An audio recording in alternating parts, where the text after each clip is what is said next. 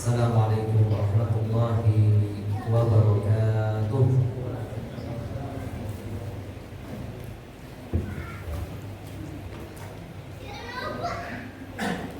Innal hamdalillah nahmaduhu wa nasta'inuhu wa nastaghfiruh wa na'udzu billahi min shururi anfusina wa sayyiati a'malina.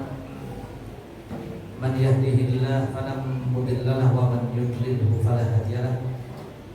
Asyhadu an la ilaha illallah wahdahu la syarika lahu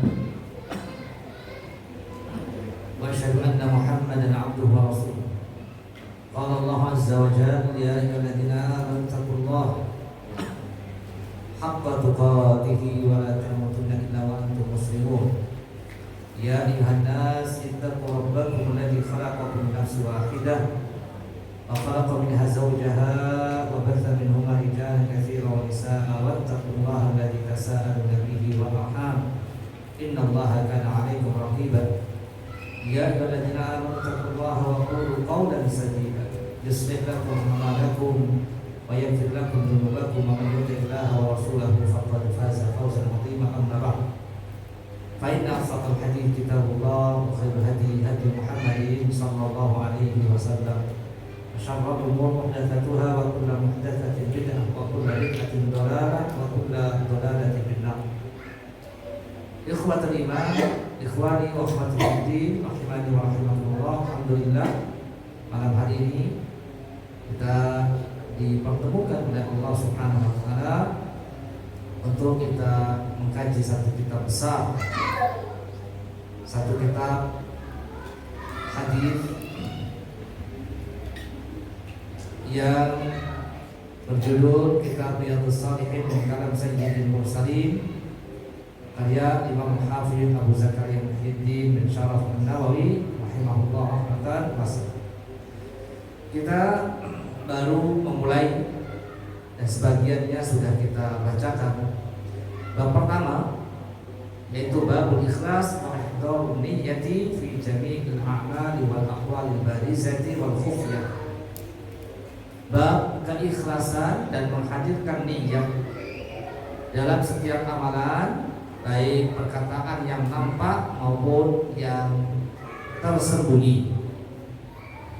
Lalu penulis Imam Nawawi membawakan dalilnya. Sebelum beliau membawakan dalil dari hadis, beliau sampaikan dari Al-Qur'an. Di sini ada 3 ayat, surat Al-Bayyinah ayat 5. Allah mengatakan, "Wa ma umiru illa liya'budullaha mukhlishina lahu-d-din hunafa wa yuqimus salata wa yutuz zakata wa dzalika dinul qayyim." Yang artinya, dan tidaklah mereka diperintahkan kecuali untuk menyembah Allah dengan mengikhlaskan ketaatan hanya untuk Allah Subhanahu wa taala dan berlaku lurus. Wa yuqimus shalah, menegakkan salat, membayar zakat, dan itulah agama yang lurus. Ayat yang pertama sering kita dengar. Di sini ada perintah dari Allah Subhanahu wa taala untuk kita beribadah kepada Allah, dan ibadah itu harus dilakukan atas dasar ikhlas, mukhlishina lahud-din. Sebagaimana perkataan Fudail bin Iyad dalam menafsirkan ahsanu amala dalam surat Al-Mulk, alladzi khalaqal mauta wal hayata liyabluwakum ayyukum ahsanu amala. Dialah Allah yang menciptakan kematian dan menciptakan kehidupan untuk menguji kalian siapa yang paling ahsan amalnya, siapa paling baik amalnya.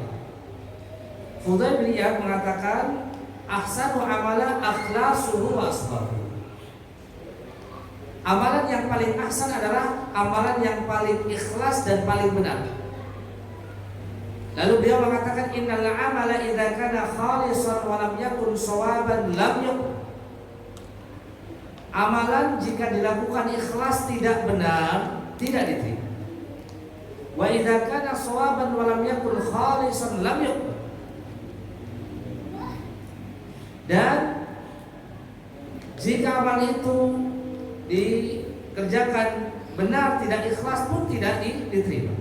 Hatta yakuna khalisan shawab. Sampai amalan itu memenuhi dua, yaitu ikhlas dan benar. Beliau mengatakan al-khalisu ma kana lillah azza wa jalla. Dan ikhlas itu apa yang dilakukan karena Allah azza wa jalla. Was-shawabu idza kana ala sunnah. Dan benar itu adalah amalan dikerjakan di atas sunnah.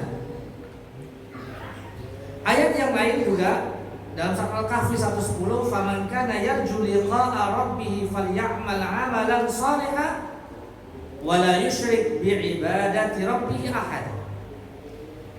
Barang siapa yang menginginkan berjumpa dengan Rabb-Nya, syaratnya falyamal 'amalan shalihan.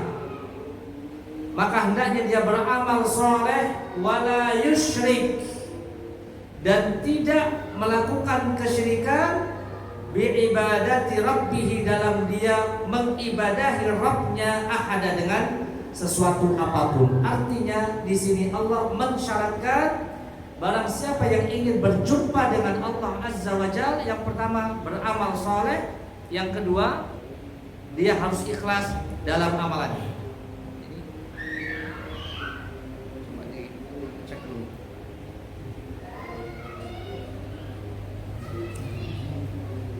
Tes. Suara saya kadang muncul, kadang jelas gak? Jelas ya? Khairah. Baik, ini ayat yang pertama dibawakan oleh Imam Nawawi rahimahullah. Ayat yang kedua surat Al-Hajj ayat 33. Allah mengatakan la yanalallaha luhumuha wala dima'uha walakin yanaluhu taqwa minkum. Tidak akan sampai kepada Allah darah-darahnya, daging-daging dan darah-darahnya. Akan tetapi yang akan sampai pada Allah adalah ketakwaan dari kalian. Ini juga ayat yang dibawakan oleh penulis sebagai dasar landasan untuk kita mengikhlaskan niat. Dan di sini dikatakan sebagai takwa. Nabi mengatakan at-taqwa hahuna. Takwa itu di sini, di dada, yaitu di hati. Ya, di hati. Artinya ikhlas. Kemudian firman Allah surat Ali Imran ayat 29, ayat yang ketiga yang dibawakan oleh penulis, Allah mengatakan qul in tukhfu ma fi sudurikum aw tubduhu ya'lamu Allah. Katakanlah Muhammad, in tukhfu ma fi sudurikum, jika kalian menyembunyikan apa yang di balik dada-dada kalian, aw tubduhu, atau kalian nampakkan, ya'lamullah, maka Allah pasti akan mengetahuinya. Artinya Allah azza wa jalla mengetahui apa yang nampak dan apa yang tidak nampak. Semua itu akan dipertanggungjawabkan di hadapan Allah azza wa jalla. Ya. Semua akan dipertanggungjawabkan. Karenanya ibadah menyangkut apa yang nampak dan tidak nampak, sebagaimana perkataan Syekhul Islam Ibnu Taimiyah rahimahullah ketika beliau mendefinisikan al-ibadah. Ibadah adalah ismun jami'un likulli ma yuhibbuhu Allah wa yardah minal aqwali wal af'ali adh-dhahirati wal batinah. Beliau mengatakan ibadah adalah semua nama yang mencakup apa saja yang Allah cintai dan Allah ridhoi, dari perkataan ataupun perbuatan yang nampak ataupun tidak nampak. Qul in tukhfu ma fi sudurikum aw tubduhu ya'lamullah.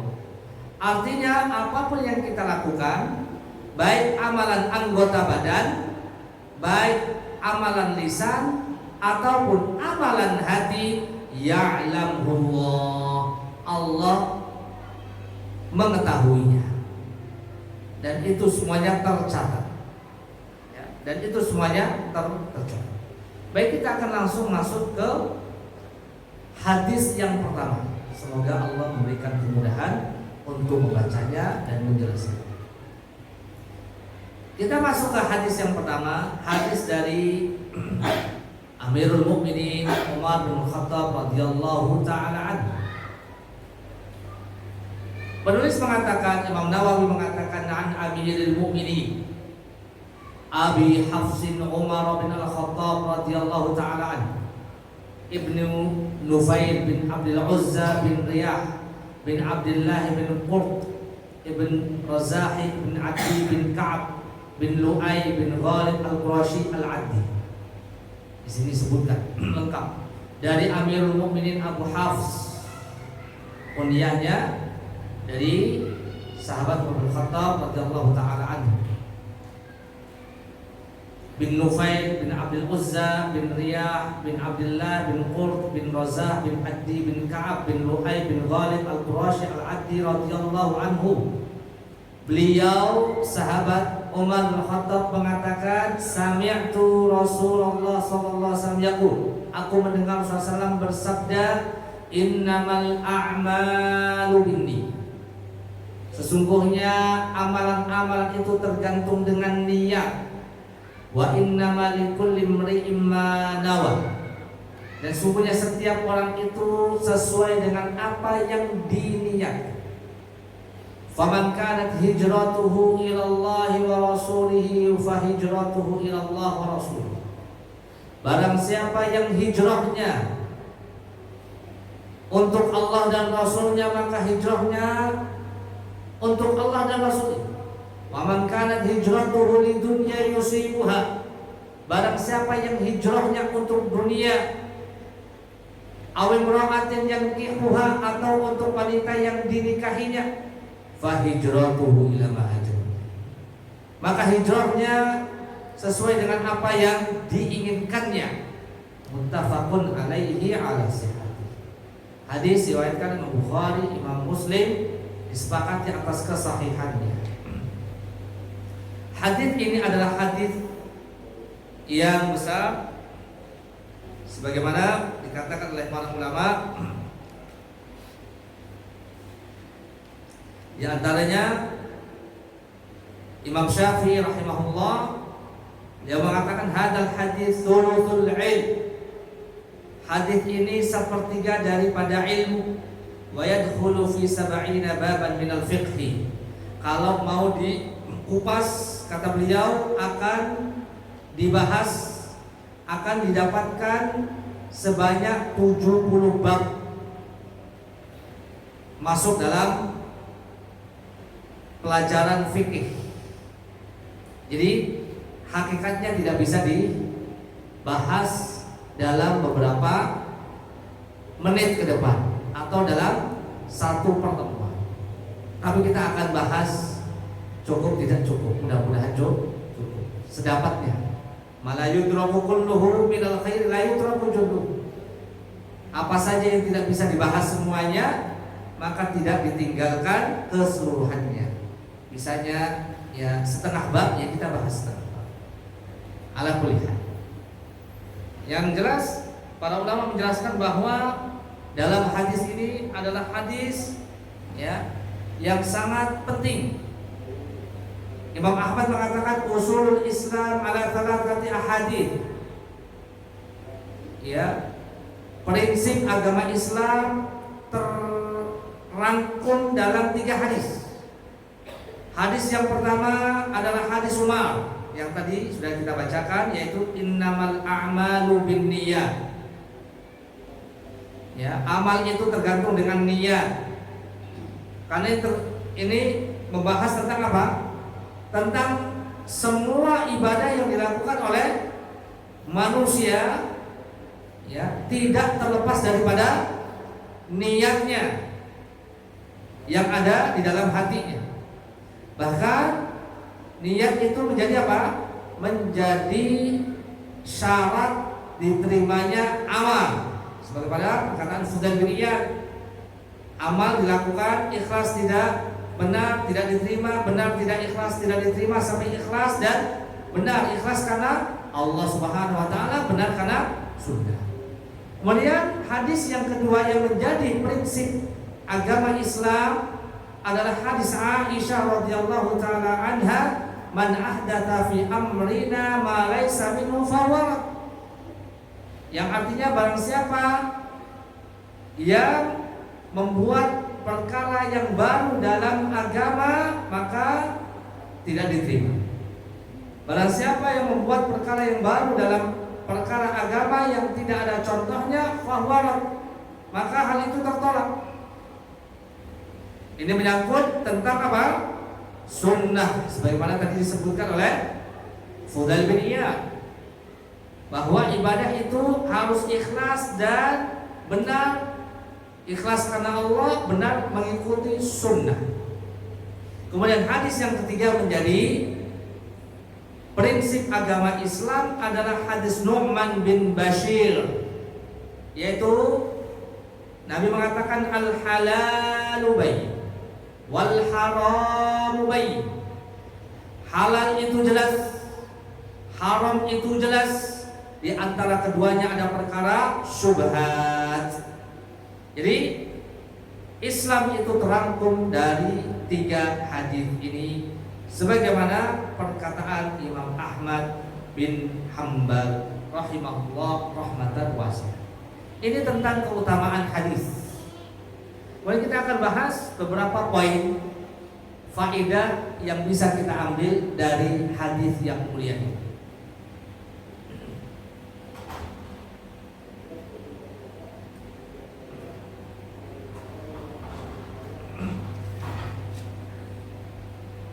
Yang pertama,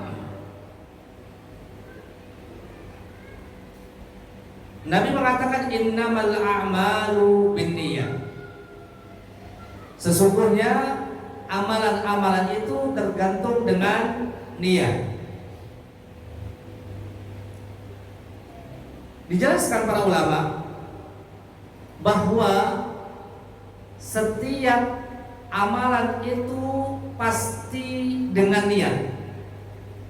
Pasti dengan niat. Artinya selama orang itu melakukan sesuatu, bisa dipastikan seorang itu melakukannya dengan niat. Karenanya para ulama pernah mengatakan lau kallafana Allah amalan bila niyatin lakana min taklifin ma la yuta. Syekh Utsaimin menjelaskan, para ulama atau sebagian ulama mengatakan kalau seandainya Allah memberikan taklif, memberikan beban kepada kita untuk melakukan satu amalan, yang amalan itu tidak dilakukan atas dasar niat, maka itu adalah satu taklif, satu beban yang tidak mungkin bisa dipenuhi, dilakukan oleh seorang. Jadi makna daripada hadis innamal a'malu binniyat, sesungguhnya amalan-amalan itu pasti dilakukan atas dasar niat. Tidak mungkin seseorang melakukan sesuatu tidak atas dasar niat. Itu diantara makna hadis innamal a'malu binniyat. Ya. Sesungguhnya seseorang itu melakukan amalannya tergantung dengan niatnya. Ya. Syekh Utsaimin menjelaskan, kullu amal ya'malul insan wa huwa aqilun mukhtar. Karena seseorang itu melakukan amalan itu dengan akalnya. Dengan akalnya. Jadi akal itu sudah ada atau sudah memerintahkan. Makanya ya, hati seseorang itu adalah akalnya. Ala inna fil jasadi mudghah. Ketahuilah kata Nabi, sesungguhnya di jasad manusia ada segumpal daging. Idza saluhat saluhal jasadu kulluh. Jika baik hati itu, jika baik daging itu akan baik semuanya. Idza fasadat fasadal jasadu kulluh. Jika daging itu rusak semuanya. Ala wahyal qalb. Maka ketahuilah bahwa daging itu adalah disebut dengan al-qalbu, yaitu hati. Dan niat merupakan amalan hati. Dan niat merupakan amalan hati, bukan amalan lisan, bukan amalan anggota badan. Makanya para ulama menjelaskan an-niyatu mahalluhal qalb. Niat itu tempatnya ada di dalam hati. Ijma' para ulama. Sepakat para ulama ya, bahwa niat itu adalah amalan daripada hati. Adapun lisan, sebagian ulama menjelaskan, ada yang berpendapat bahwa melafazkan niat dengan lisan itu hanya untuk membantu supaya hati itu bisa menghadirkan niat. Bagi mereka yang berpendapat niat itu di lisan itu hanya sekedar membantu hati untuk bisa menghadirkan niat. Dan ulama ijma' bahwa niat itu adalah amalan daripada hati, bukan amalan lisan. Jelas. Oleh sebab itu semua ibadah, bahkan semua amalan, bahkan semua aktivitas yang kita lakukan, innamal a'malu, amalan-amalan seorang manusia itu adalah dengan niatnya, dengan niat. Jadi jangan khawatir, seseorang itu pasti melakukan sesuatu dengan niat. Kemarin kita sudah menjelaskan, saya menjelaskan bahwa niat itu ada 3. Niatul ibadah, niat ibadah. Yang kedua, niatun antakuna lillah, niat dilakukan untuk Allah. Yang ketiga, niat annahu qama biha imtithalan li amrillah, niat bahwa dia melakukan ibadah karena perintah Allah Subhanahu wa taala. Saya ulangi. Niat itu ada 3, niyatul ibadah. Niat ibadah bi'ainiha. Niat ibadah itu sendiri. Jadi ketika seseorang ingin sholat, maka di dalam hatinya pasti sudah ada bahwa dia ingin melakukan sholat. Lalu sholat apa yang dilakukan? Sholat maghrib. Cukup dengan hal ini? Cukup. Seseorang menghadirkan niat sebelum dia takbiratul ihram, niat ingin sholat maghrib dilakukan karena Allah Subhanahu wa ta'ala. Ini niat yang kedua.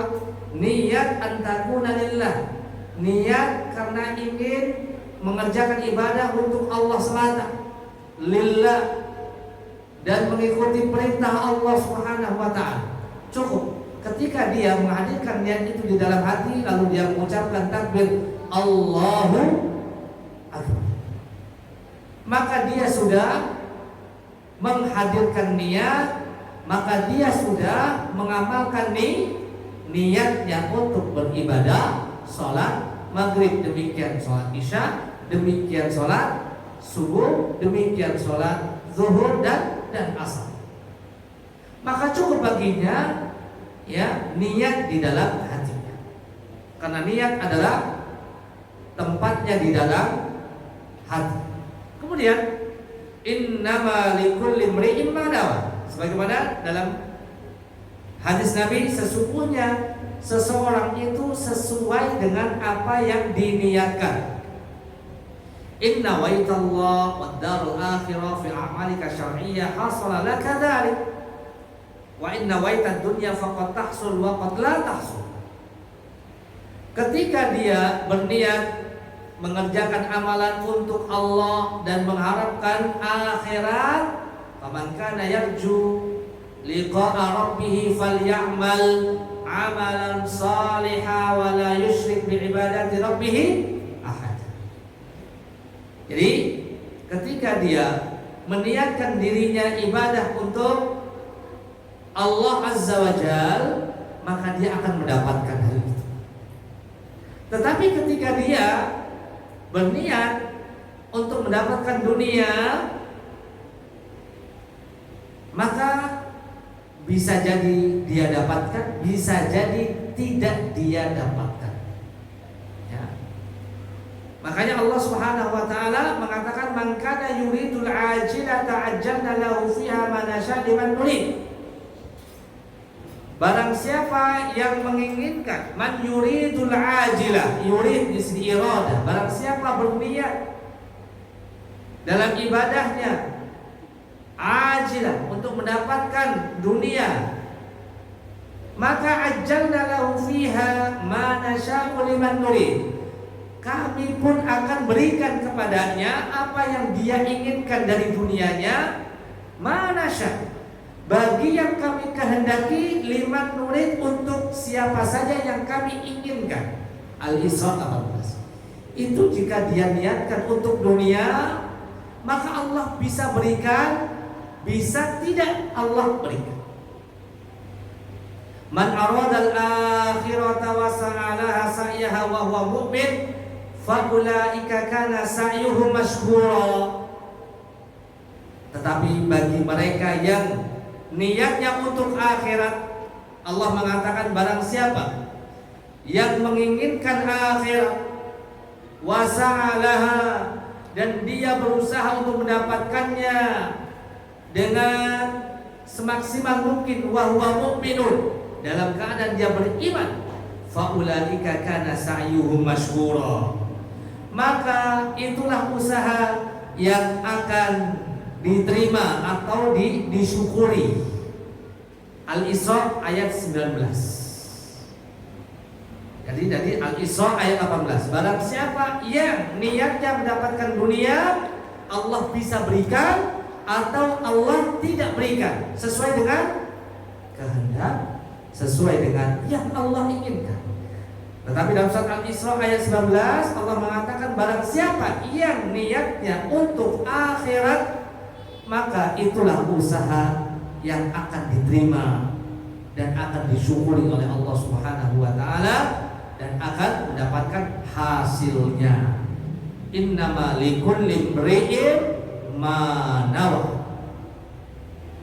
Maka sesungguhnya setiap orang itu sesuai dengan niatnya. Jika niatnya untuk Allah, maka Allah akan berikan balasannya dan pasti akan diberikan.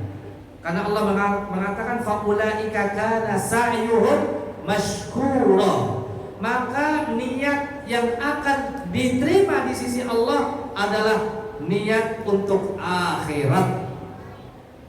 Adapun niat yang tidak untuk Allah, maka jelas ya, jika dia menginginkan dengan ibadahnya dunia, harta, dengan ibadahnya dia menginginkan tahta, dengan ibadahnya dia menginginkan ya harta, tahta, wanita dan dunia semuanya, ya, uang, rumah, apa saja, maka Allah tidak janji. Bahkan Allah mengatakan dalam hadis qudsi, innallaha qala ana aghna syuraka 'ani syirk. Saya tidak membutuhkan ya aghna syuraka 'ani syirk. Sangat tidak membutuhkan ibadah yang di dalamnya terdapat kesyirikan. Man 'amila amalan, barang siapa yang beramal satu amalan, asyraka fihi ma'i ghairi, yang mana dia menyekutukan aku bersama dengan yang lainnya selainku, taraktuhu wa syirkahu, maka aku akan meninggalkannya dan meninggalkan sekutunya. Ya. Hadis sahih diriwayatkan Imam Muslim, Imam Ibnu Majah. Jadi jelas bahwa Allah tidak akan mungkin menerima amal ibadah yang di dalamnya terdapat riya, terdapat kesyirikan. Ya. Ketika seseorang beribadah untuk Allah dan untuk selain Allah, maka Allah tidak akan mungkin menerima. Niatnya untuk apa? Untuk dunia, mengharapkan balasan dari selain Allah, maka ibadah itu jelas tidak akan diterima. Sholatnya, sedekahnya, puasanya, umrohnya, hajinya. Lalu dia mengharapkan balasan dari selain Allah, mengharapkan dunia. Ibadahnya tidak diterima di sisi Allah, kemudian dia mengharapkan balasan dunia. Bisa jadi dia mendapatkan balasan itu di dunia atau tidak, itu kehendak Allah Subhanahu wa ta'ala. Kemudian ini faidah atau poin yang kedua. Poin yang ketiga, Nabi mengatakan faman kanat hijratuhu ilallah wa rasulihi fa hijratuhu ilallah wa rasulihi. Barang siapa yang hijrahnya kepada Allah dan Rasulnya, maka akan sampai kepada Allah dan Rasulnya. Barang siapa yang hijrahnya untuk dunia, barang siapa yang hijrahnya hanya karena wanita, maka hijrahnya itu ya sesuai dengan apa yang diniatkan untuk dia berhijrah. Kalau dia hijrahnya untuk mencari dunia, mencari harta, kalau dia hijrahnya hanya untuk mencari wanita, maka disebutkan di sini dalam hadis fa hijratuhu ila ma hajara ilaih. Tidak disebutkan fa hijratuhu ila dunya, fa hijratuhu ila imra'ah. Tidak disebutkan seperti tadi. Kalau dia hijrahnya untuk Allah, maka hijrahnya sampai kepada Allah dan Rasulnya. Ini adalah untuk menghinakan niat seseorang ketika hijrah. Ketika hijrah, ya, kalau hijrahnya untuk dunia dan wanita, maka ya hijrahnya untuk hal itu yang hina itu. Kira-kira demikianlah bahasanya dalam hadis tersebut. Kemudian kaitannya dengan hijrah, hijrah itu ada macam-macamnya. Ada 3 macam. Yang pertama hijratul makan, hijrah tempat, yaitu hijrah dari satu tempat yang penuh dengan kejelekan ke tempat yang baru yang lebih baik. Itu hijratul makan. Kurang berapa menit? 8 masih. Hijratul makan ini namanya hijrah tempat. Sebagaimana Nabi Sallallahu Alaihi Wasallam hijrah dari kota Mekah ke kota Madinah. Saat itu Mekah itu darul kufur, tempat yang penuh dengan kekufuran. Dan Nabi sudah berusaha mendakwahi orang-orang ahli Mekah, penduduk Mekah selama berapa tahun? 13 tahun. Dan ternyata penduduk kota Mekah mayoritas menolak dakwah Nabi Sallallahu Alaihi Wasallam untuk menerima dakwah tauhid. Maka dengan berat hati Nabi hijrah dari kota Mekah ke kota Madinah. Di kota Madinah, dakwah Nabi, dakwah tauhid itu disambut dengan hangat, dengan sukacita. Bahkan Nabi disambut oleh penduduk kota Madinah. Maka berkembang pesatlah dakwah Nabi di kota Madinah. Bahkan dari situ dakwah Nabi sampai ke kota Mekah. Mau tidak mau diterima oleh kota Mekah karena mereka ditumbuhkan setelah peristiwa Fathu Mekah, pembebasan kota Mekah atau penaklukan kota Mekah. Sehingga saat itu kota Mekah yang tadinya kota yang penuh dengan kekufuran berubah menjadi kota yang bercahaya dengan cahaya tauhid. Al-Muhim di sini kita ambil poinnya bahwa Nabi melakukan hijratul makan. Hijrah yang jenis pertama, hijrah dari tempat yaitu daerah Mekah ke kota Madinah. Karena satu alasan, saat itu tidak memungkinkan Nabi untuk mendakwakan tauhid, memperjuangkan tauhid yang lebih dari itu. Ya, tidak bisa berkembang. Kemudian hijrah yang kedua,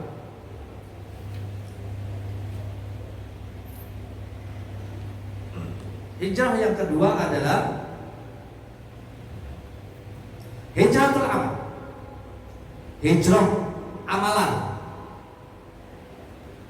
yaitu seseorang berpindah dari satu amalan keburukan ke amalan yang baik. Makanya ada orang yang mengatakan saya ingin hijrah. Maksudnya adalah saya ingin memperbaiki diri. Saya pengen insaf. Tadinya saya meninggalkan sholat 5 waktu, Ustaz. Saya pengen hijrah. Saya ingin sholat 5 waktu dan saya taubat nasuha. Atau dia bertobat dari kekufuran menuju tauhid, dia masuk Islam. Ini hijrah namanya. Dari kekufuran menuju Islam, dia masuk Islam. Ini namanya hijrah.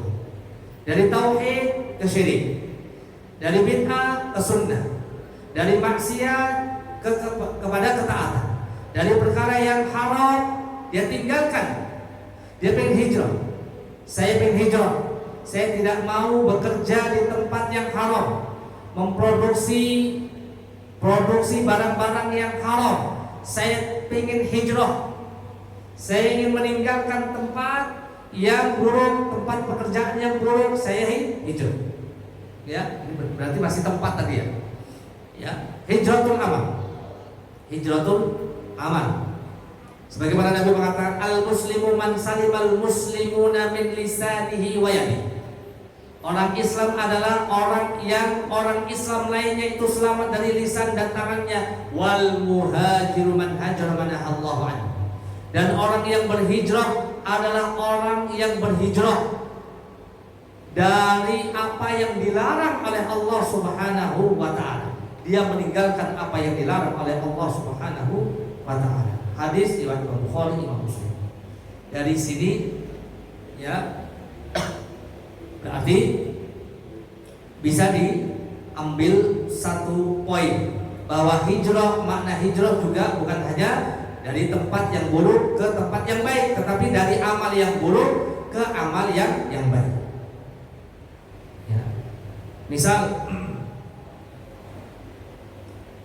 dari dia berhijrah dari kebiasaan buruknya, mencela, menfitnah, membunuh, menipu, ya, mengambil harta dengan cara yang batil. Dia hijrah dari sebelumnya dia durhaka kepada orang tua, memutus silaturahmi. Itu semuanya dia tinggalkan. Dia hijrah, pengen meninggalkan semua perkara-perkara yang haram karena Allah Subhanahu wa ta'ala. Kemudian hijrah yang ketiga, hijratul amil atau hijratul muamalah. Menghajar, mengisolir, yaitu hijrah muamalah. Menghajar mengisolir, ya.